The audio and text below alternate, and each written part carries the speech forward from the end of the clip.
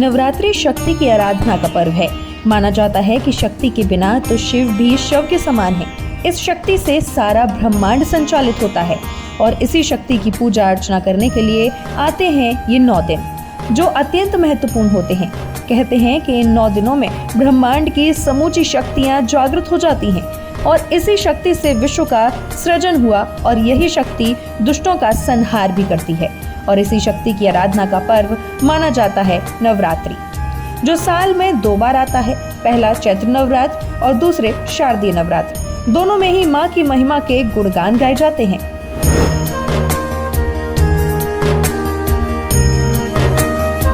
नवरात्रि में माँ दुर्गा के 9 रूपों की तिथिवार पूजा अर्चना की जाती है, जिसमें हर दिन उनके अलग अलग रूपों को पूजा जाता है।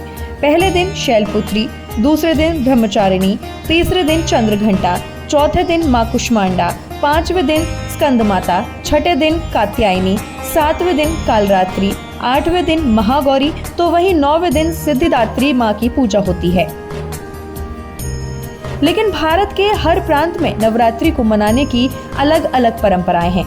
जैसे गुजरात में नवरात्रि के पूरे 9 दिन गरबों का उल्लास रहता है, तो वहीं बंगाल में षष्ठी से दशमी तक देवी की पूजा की जाती है। मध्य प्रदेश व राजस्थान में नवरात्रि के दौरान उपवास व देवी के मंदिरों एवं शक्तिपीठ के दर्शन का विशेष महत्व है। पंजाब में भी इन 9 दिनों में उपवास और जगराता कर माता रानी की आराधना की जाती है।